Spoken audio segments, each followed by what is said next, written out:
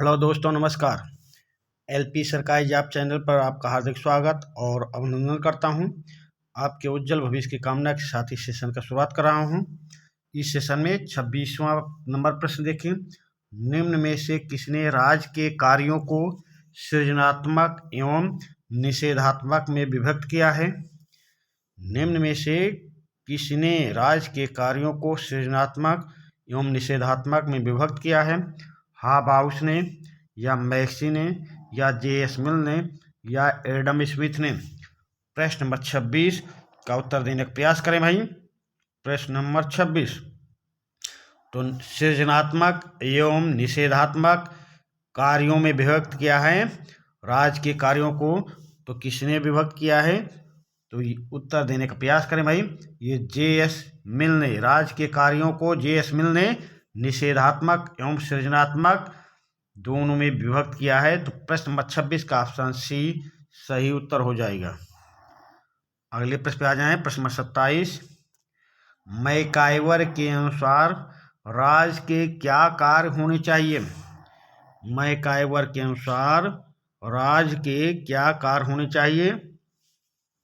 व्यवस्था, सुरक्षा, संरक्षण एवं विकास, या विकास, लोकमत निर्माण एवं फैशन पर नियंत्रण, या ऑप्शन सी रीति रिवाजों, लोकमत एवं फैशन में परिवर्तन, या नैतिकता का नियमन एवं विकास।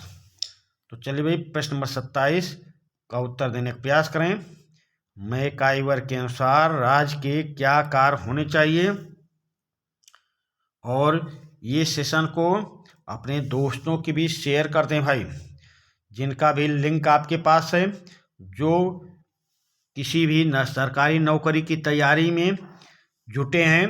तो इस चैनल पर पोल्टी की क्लासें चलती हैं, वो चाहे टीजीटी हो या पीजीटी हो या कोई भी नौकरी हो, केवीसी या टेट पेट कुछ भी हो, तो सबके लिए लाभदायक है।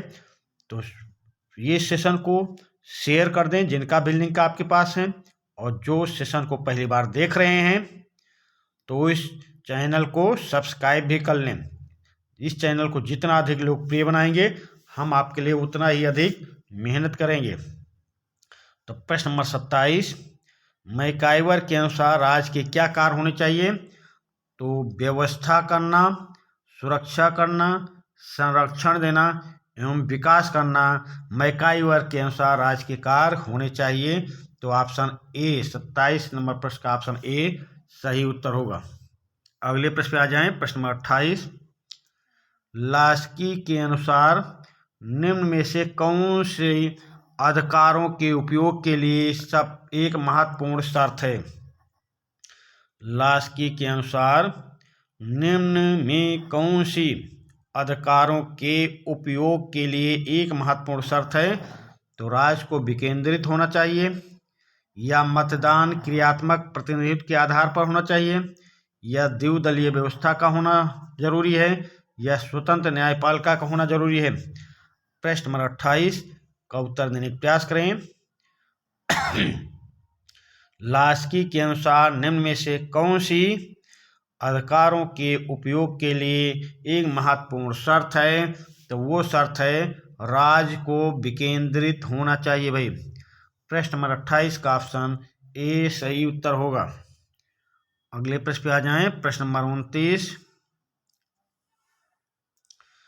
मनुष्य अपने अधिकारों के मामले में स्वतंत्र पैदा हुए हैं और ऐसे ही रहेंगे, यह कथन संबंधित है?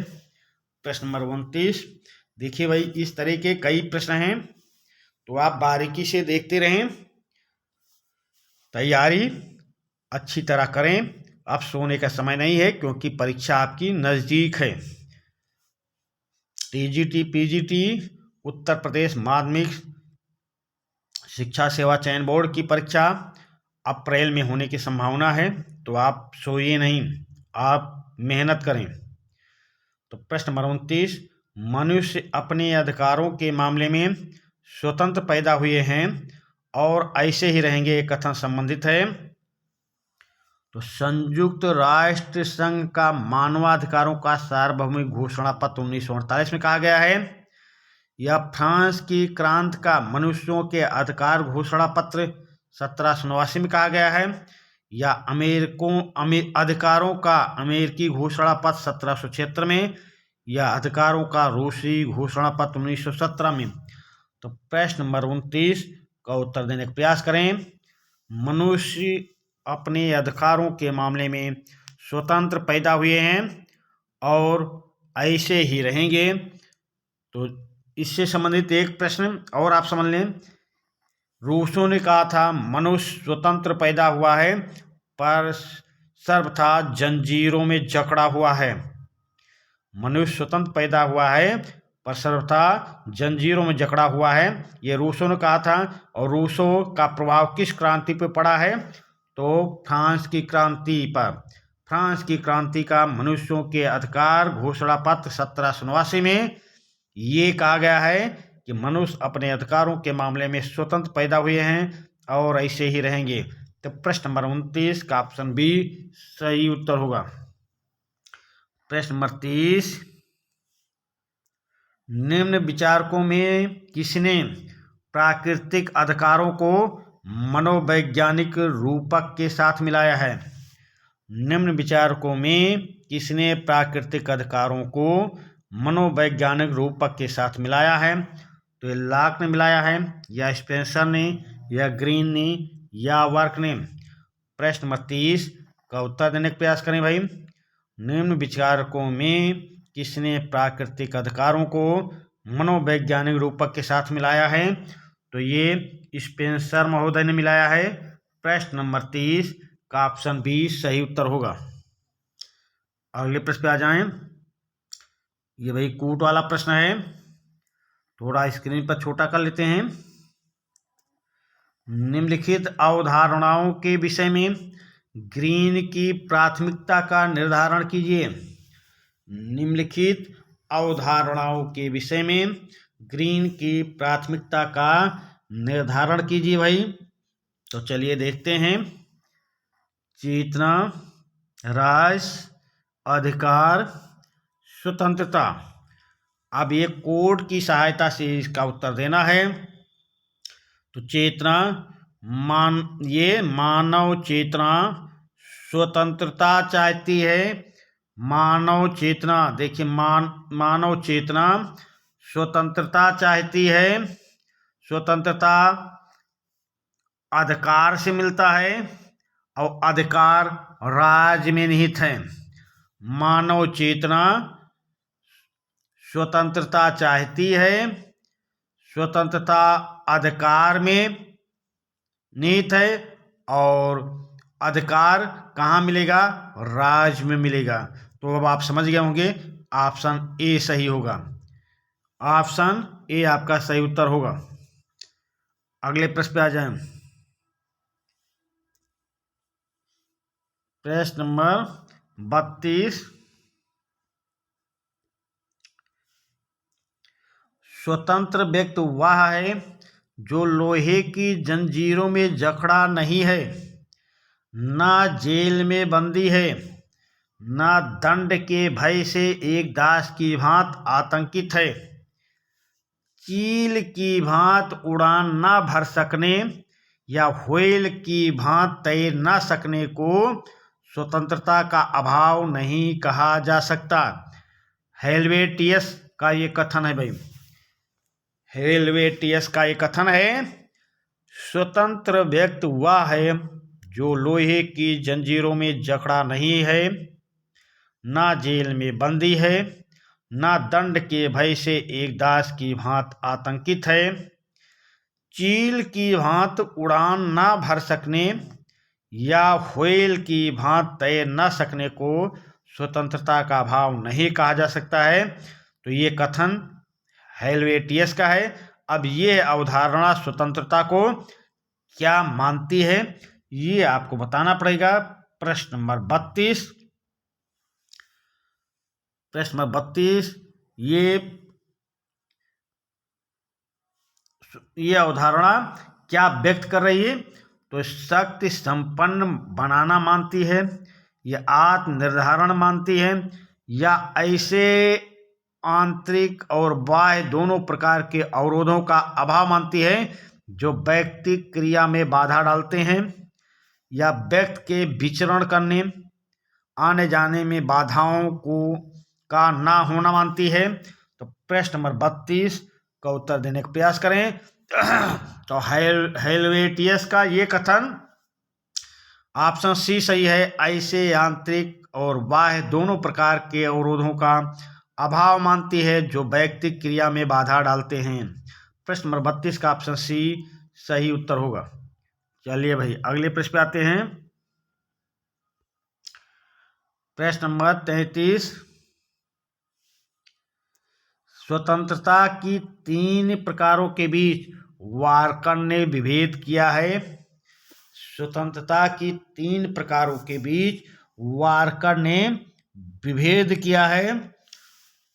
तो सामाजिक, राजनीतिक, आर्थिक अधिकारों के प्रकारों के बीच, स्वतंत्रता के प्रकारों के बीच विभेद किया है, या आर्थिक, नागरिक, राजनीतिक, या नागरिक, राजनीतिक, आर्थिक, या सामाजिक, नागरिक, आर्थिक। स्वतंत्रता की 3 प्रकारों के बीच वार्कर ने क्या विभेद किया है? प्रश्न नंबर 33 का उत्तर बताने का प्रयास करें। प्रश्न नंबर 33 का उत्तर बताएं भाई। तो स्वतंत्रता की 3 प्रकारों के बीच वार्कर ने विभेद किया है, वह है सामाजिक, राजनीतिक एवं आर्थिक। ये 3 प्रकार हैं। प्रश्न नंबर 33 का ऑप्शन ए सही उत्तर होगा। अगले प्रश्न पे आ जाएं। प्रश्न नंबर 34, राज्य को सकारात्मक रूप से प्रतियोगिता को बढ़ावा देना चाहिए और केवल गैर जबरदस्ती वाले सेवा कार्य करने चाहिए। प्रश्न नंबर 34, ये किसका कथन है? प्रश्न नंबर 34 में बताएं भाई ये किसका कथन है? राज्य को सकारात्मक रूप से प्रतियोगिता को बढ़ावा देना चाहिए और केवल गैर जबरदस्ती वाले सेवा कार्य करने चाहिए। तो ये कथन किसका है? हेयक महोदय का, या फ्रायडमैन का, या नाउजिक का, या मार्क्यूज का? प्रश्न नंबर 34 का उत्तर दे भाई। तो ये कथन, ऐसा विचार, ऐसा कथन हायक महोदय ने कहा है भाई, हायक महोदय ने। प्रश्न नंबर 34 का ऑप्शन ए सही उत्तर होगा। प्रश्न नंबर 35, मैकफर्सन को स्वतंत्रता के एक नवीन विचार के प्रतिपादक के रूप में जाना जाता है। यह विचार क्या है? मैकफर्सन को स्वतंत्रता के एक नवीन विचार के प्रतिपादक के रूप में जाना जाता है। तो ये विचार क्या है? उद्धरणात्मक स्वतंत्रता, या नियमनात्मक स्वतंत्रता, या मानवीय स्वतंत्रता, या सृजनात्मक स्वतंत्रता? प्रश्न नंबर 35 का उत्तर देने का प्रयास करें भाई। प्रश्न नंबर 35, मैकफर्सन को स्वतंत्रता के एक नवीन विचार के प्रतिपादक के रूप में जाना जाता है। तो वो विचार क्या है भाई? तो वो विचार है सृजनात्मक स्वतंत्रता, सृजनात्मक स्वतंत्रता। प्रश्न नंबर 35 का ऑप्शन डी सही उत्तर होगा। प्रश्न नंबर 36, किसने ईसा पूर्व 2वीं शताब्दी में समानों का राज स्थापित किया था? किसने ईसा पूर्व 2वीं शताब्दी में समानों का राज स्थापित किया था? तो लाइकोफोन ने, या सिसरो ने, या स्पार्टकस ने, या एरिस्टोनिकस ने? प्रश्न नंबर 36 का उत्तर देने का प्रयास करें। किसने ईसा पूर्व 2वीं शताब्दी में समानों का राज स्थापित किया है? तो ये सिसरो महोदय थे। ईसा पूर्व 2वीं शताब्दी में समानों का राज स्थापित किया था सिसरो महोदय। प्रश्न नंबर 36 का ऑप्शन बी सही उत्तर होगा। प्रश्न नंबर 37, किनके नाम संपत्ति के आदर्शवादी विचार से संबंधित हैं? किनके नाम संपत्ति के आदर्शवादी विचार से संबंधित हैं? तो एक कांट एवं ब्लैक स्टोन के नाम, या ग्रीन एवं कांट के नाम, या ग्रीन एवं लॉक के नाम, या ब्लैक स्टोन एवं लॉक के नाम। तो प्रश्न नंबर 37 का उत्तर दे भाई।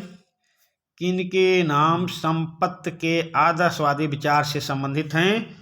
तो वो हैं ग्रीन और कांट के नाम। ग्रीन और कांट के नाम आदर्शवादी विचार से संबंधित हैं। प्रश्न नंबर 37 का ऑप्शन बी सही उत्तर होगा। अगले प्रश्न पे आ जाएं। प्रश्न नंबर 38, निम्न में से कौन सा युग्म सही सुमेलित है? निम्न में से कौन सा युग्म सही सुमेलित है? तो संपत्ति मानव श्रम के उत्पाद के रूप में। तो ये भाई प्रोधो ने नहीं कहा है, प्रोधो ने कहा है संपत्ति चोरी है। और संपत्ति मानव श्रम के उत्पाद के रूप में, तो ये कहने वाले थे लॉक ने। ऐसा कहा है संपत्ति मानव श्रम के उत्पाद के रूप में।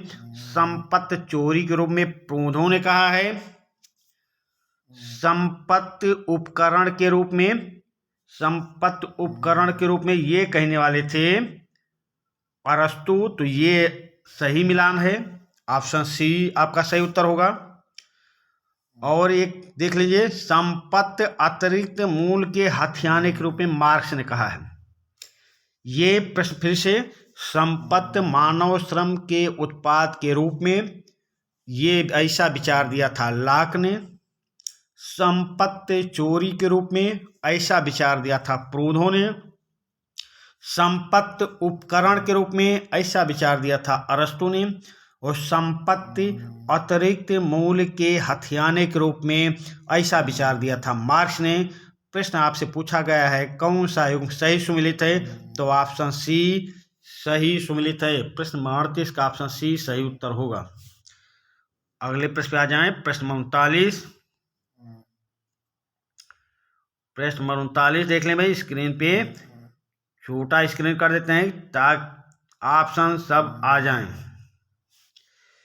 चलिए भाई, भेद सिद्धांत रॉल्स का न्याय सिद्धांत से तात्पर्य है कि भेद सिद्धांत, या ये भेद सिद्धांत क्या है? रॉल्स का न्याय सिद्धांत है से तात्पर्य है कि व्यक्तियों के गुणों और उनकी प्राकृतिक प्रतिभा के आधार पर आय और संपदा के बीच विभेद उचित है, या उपयोगिताओं को अधिकतम बनाने के आधार पर आय और सामाजिक स्थिति के भेदों को उचित ठहराया जा सकता है, या आय और संपदा की असमानताएं उसी स्थिति में उचित मानी जा सकती हैं यदि वह न्यूनतम लाभान्वित के लिए अधिकतम लाभकारी हों,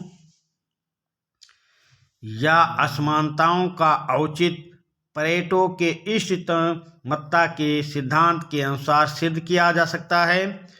तो चलिए भाई, भेद सिद्धांत से तात्पर्य क्या है ये आपको बताना है। प्रश्न नंबर 39, तो भेद सिद्धांत से क्या तात्पर्य है? तो ये व्यक्तियों के गुणों और उनकी प्राकृतिक प्रतिभा के आधार पर आय और संपदा के भेद उचित मानते हैं। प्रश्न नंबर 39 का ऑप्शन ए सही उत्तर होगा। ये ऑप्शन देखने में आपको सही लग रहे होंगे, पर ऐसे ऑप्शनों पे आपको नहीं जाना है। भेद सिद्धांत से तात्पर्य है व्यक्तियों के गुणों और उनकी प्राकृतिक प्रतिभा के आधार पर आय और संपदा के भेद उचित हैं। प्रश्न नंबर 39 का ऑप्शन ए सही उत्तर होगा। अगले प्रश्न पे आ जाएं। प्रश्न नंबर 40, प्रश्न नंबर 40 देख लें भाई। डाइसी के विधि के शासन के सिद्धांत का अभिप्राय है कि, प्रश्न नंबर 40, डाइसी के विधि के शासन के सिद्धांत का अभिप्राय है कि कोई विधि से उच्चतर नहीं, या हर कोई विधि के समक्ष समान है, यह संविधान न्यायिक निर्णयों का प्रतिफल है, यह संसद संपूर्ण विधि का स्रोत है। तो डायसी के विधि के शासन के सिद्धांत का अभिप्राय है। क्या अभिप्राय है भाई? प्रश्न नंबर 40 का उत्तर बताएं। तो हर कोई विधि के समक्ष समान है। प्रश्न नंबर 40 का ऑप्शन बी सही उत्तर हो जाएगा। प्रश्न नंबर 41, विधि के शासन वाक्यांश में प्रस्तुत विधि पद का अभिप्राय क्या है? विधि के शासन वाक्यांश में प्रस्तुत विधि पद का अभिप्राय क्या है? मानव स्थापित विधि या प्राकृतिक विधि या संविधान के अपसमय या सामान्य विधि? तो प्रश्न नंबर 41 का उत्तर देने का प्रयास करें भाई। विधि के शासन वाक्यांश में प्रस्तुत विधि का अभिप्राय क्या है? तो ये विधि का अभिप्राय है मानव स्थापित विधि भाई। संविधान में जो उल्लेख हो विधि के शासन वाक्यांश में प्रस्तुत विधि का अभिप्राय है मानव स्थापित विधि। अगले प्रश्न पे आ जाएं। प्रश्न नंबर 42, शीले, ऑस्टिन, लिंकन एवं डायसी के अनुसार प्रजातंत्र का विचार क्या है भाई? चलिए प्रश्न नंबर 42 का उत्तर बताएं। शीले, ऑस्टिन, लिंकन एवं डायसी के अनुसार प्रजातंत्र का विचार है यह एक आधुनिक विचार है, यह राज का एक स्वरूप है, यह सरकार का एक स्वरूप है, यह समाज की एक व्यवस्था है। तो प्रश्न नंबर 42 का उत्तर देने का प्रयास करें भाई। तो शीले, ऑस्टिन, लिंकन एवं डायसी के अनुसार प्रजातंत्र का विचार सरकार का एक स्वरूप है। प्रश्न नंबर 42 का ऑप्शन सी सही उत्तर होगा। अगले प्रश्न पे आ जाएं। प्रश्न नंबर 43, किसके अनुसार प्रजातंत्र काले रक्षकों का कुलीन तंत्र है? किसने कहा है प्रजातंत्र काले रक्षकों का कुलीन तंत्र है? ये मैक्सी के अनुसार, या टैलेरेंट ने कहा ऐसा, या फाउगेट ने, या अरस्तु ने? प्रश्न नंबर 43, किसके अनुसार प्रजातंत्र काले रक्षकों का कुलीन तंत्र है? तो ऐसा विचार व्यक्त करने वाले थे टैलेरेंट महोदय। प्रजातंत्र काले रक्षकों का कुलीन तंत्र है। प्रश्न नंबर 43 का ऑप्शन बी सही उत्तर होगा। अगले प्रश्न पे आ जाएं। सर्वहारा वर्ग का अधिनायकत्व को किसने समाज की राजवादी मिथ्या कहा है?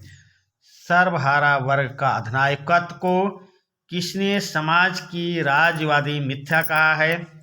तो सार्टोरी ने कहा है, या स्टोजानोविक ने कहा, या मैकफर्सन ने कहा, या शुम्पेटर ने कहा?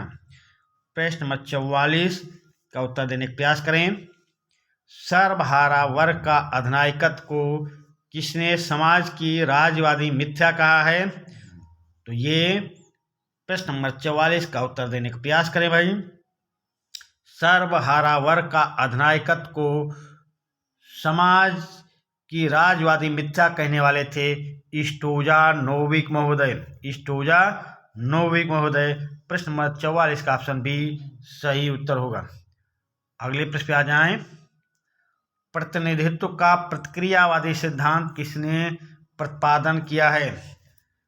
प्रतिनिधित्व का प्रतिक्रियावादी सिद्धांत का किसने प्रतिपादन किया है? मूस्का ने, हैमिल्टन ने, जेफरसन ने, या मार्क्स ने? प्रश्न नंबर 45 का उत्तर देने का प्रयास करें। प्रतिनिधित्व का प्रतिक्रियावादी सिद्धांत का किसने प्रतिपादन किया है? तो ये हैमिल्टन महोदय ने। प्रश्न नंबर 45 का ऑप्शन बी सही उत्तर होगा। प्रतिनिधित्व का प्रतिक्रियावादी सिद्धांत का प्रतिपादन हैमिल्टन महोदय ने किया। प्रश्न नंबर 45 का ऑप्शन बी सही उत्तर होगा। अगले प्रश्न पे आ जाएं। एकल संक्रमणीय मत प्रणाली के प्रथम प्रतिपादक कौन हैं? एकल संक्रमणीय मत प्रणाली के प्रथम प्रतिपादक कौन हैं? तो ये आंद्रे हैं, या बेंटले हैं, या हेयर हैं, या मिचेल्स हैं? तो एकल संक्रमणीय मत प्रणाली के प्रथम प्रतिपादक कौन है? Andre Gunder Frank. प्रश्न नंबर 46 का ऑप्शन ए सही उत्तर होगा। आंद्रे गुंडर फ्रैंक एकल संक्रमणीय मत प्रणाली के प्रथम प्रतिपादक हैं।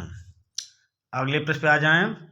प्रश्न नंबर 47, मतदान की भारित प्रणाली का समर्थन किसने किया है? मतदान की भारित प्रणाली वेटेज का समर्थन किसने किया है? जे.एस. मिल ने, लास्की ने, सीज ने या बेंथम ने? प्रश्न नंबर 47 का उत्तर दे भाई। मतदान की भारित प्रणाली वेटेज का समर्थन किसने किया है? तो ये समर्थन करने वाले थे, भारित प्रणाली का समर्थन करने वाले थे जे.एस. मिल ने। प्रश्न नंबर 47 का ऑप्शन ए सही उत्तर होगा। अगले प्रश्न पे आ जाएं। प्रश्न नंबर 48, मैकाले लैकी मेन में एक समानता है और वो समानता कौन सी है ये आपको बताना है। तो महिला मताधिकार का समर्थन या महिला मताधिकार का विरोध या भारित मतदान का विरोध या भारित मतदान का समर्थन। प्रश्न नंबर 48 का उत्तर देने का प्रयास करें। मैकाले लैकी सर हेनरी मेन में एक समानता है, तो वो कौन सी समानता है ये उत्तर आपको देना है भाई। और सेशन को दोस्तों के बीच शेयर कर दें, और जो सेशन को पहली बार देख रहे हो वो चैनल को सब्सक्राइब भी कर लें। तो प्रश्न 48, मैकाले लैकी मेन में एक समानता है और वह समानता है महिला मताधिकार का विरोध। प्रश्न नंबर 48 का ऑप्शन बी सही उत्तर होगा। अगले प्रश्न पे आ जाएं। प्रश्न नंबर 49, राजनीतिक दल को संरचना के संबंध में किसने समित काकस मतलब समित मतलब काकस, शाखा मतलब ब्रांच, प्रकोष्ठ का मतलब है सेल एवं नागरिक का मतलब है नागरिक सेवक का मतलब मिलिशिया में वर्गीकृत किया है? राजनीतिक दल को संरचना के संबंध में किसने वर्गीकृत किया है? प्रश्न नंबर 49, सार्टोरी ने या मिचेल्स ने या मारिस डुवर्जर ने या लेनिन ने? तो मारिस डुवर्जर ने राजनीतिक दल को काकस, ब्रांच, सेल और मिलिशिया में वर्गीकृत किया है। मारिस डुवर्जर ने समिति, शाखा, प्रकोष्ठ एवं नागरिक सेवा में वर्गीकृत किया है राजनीतिक दल को। तो प्रश्न नंबर 49 का ऑप्शन सी सही उत्तर होगा। अगले प्रश्न पे आ जाएं। प्रश्न नंबर 50, दबाव समूह ने तृतीय सदन का नाम धारण कर लिया है। दबाव समूह ने तृतीय सदन का नाम धारण कर लिया है, तो ये कथन लास्की का है या लॉर्ड ब्राइस का है या डाइसी का है या फाइनर का है? दबाव समूह ने तृतीय सदन का नाम धारण कर लिया है, ये कथन किसका है? तो फाइनर महोदय ने, फाइनर ने दबाव समूह के बारे में कहा है कि दबाव समूह ने तृतीय सदन का नाम धारण कर लिया है। तो 50 नंबर प्रश्न का ऑप्शन डी सही उत्तर होगा। अगले प्रश्न पे आ जाएं। प्रश्न नंबर 51, वास्तविकता के प्रत्यक्ष स्रोत से पृथक रहने के कारण व्यक्ति अपूर्ण सूचना के विकृत संसार में जीवन यापन करता है। वह कुछ निश्चित प्रतिमान के अनुरूप कार्य करता है, जिसे लिपमैन कहते हैं। क्या कहते हैं भाई? प्रश्न को फिर समझ लें। वास्तविकता के प्रत्यक्ष स्रोत से पृथक रहने के कारण व्यक्ति अपूर्ण सूचना के विकृत संसार में जीवन यापन करता है। वह कुछ निश्चित प्रतिमान के अनुरूप कार्य करता है, जिसे लिपमैन क्या कहता है भाई? रूढ़वादी दृढ़ अवधारणाएं या छायाभासी मत या जाली या बनावटी विचार या विकृत विचार। तो लिपमैन इसे क्या नाम देता है भाई? क्या कहता है? छायाभासी मत। प्रश्न नंबर 51 का ऑप्शन बी सही उत्तर होगा। अगले प्रश्न पे आ जाएं। प्रश्न नंबर 52 और इस सेशन का लास्ट प्रश्न, राजनीतिक समाजवाद का उद्देश्य क्या है? राजनीतिक समाजवाद का उद्देश्य अवसर की समानता का उपबंध या हिंसा द्वारा पूंजीवाद का अंत करके दरिद्रता को दूर करना गलत है। समानता पर आधारित समाज की स्थापना गलत है। व्यक्तिगत स्वतंत्रता का विकास, ये गलत है। राजनीतिक समाजवाद का उद्देश्य क्या है? फिर राजनीतिक समाजवाद का उद्देश्य है अवसर की समानता का उपबंध। भाई प्रश्न नंबर 52 का ऑप्शन ए आपका सही उत्तर होगा, अवसर की समानता का उपबंध। तो चलिए भाई, इस सेशन का इसी प्रश्न के साथ समापन करते हैं। धन्यवाद।